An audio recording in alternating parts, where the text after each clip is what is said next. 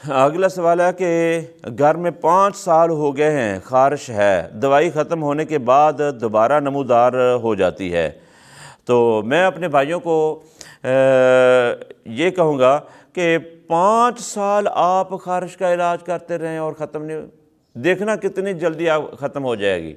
آپ نے گل منڈی اور شاہترہ 2 چیزیں لینی ہیں، 2 چیزوں کا قہوہ دن میں 2 یا 3 مرتبہ پی لیں، آپ کو فائدہ ہوگا۔ یہ جو 5 سال تک نہیں نہ ختم ہو رہی، لازمی بات ہے کہ آپ چائے کے عادی ہیں یا چاول کھا رہے ہیں یا کوئی تیزابی چیزیں، بیکری کی چیزیں کھا رہے ہیں، کیونکہ جو مریض تیزابیت والی چیزیں استعمال کر رہا ہے، بالخصوص چائے پینے والے مریض کی خارش بسا اوقات سالوں تک چلی جا رہی ہوتی ہے، وہ ختم نہیں ہوتی۔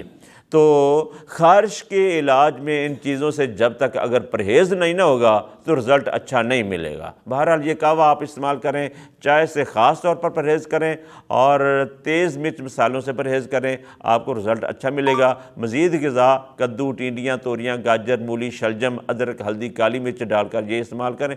دیسی گھی اس کا بہترین توڑ ہے، اور یہ قہوہ میں نے آپ کو بتایا، یہ استعمال کریں، اس سے فائدہ ہوگا انشاءاللہ۔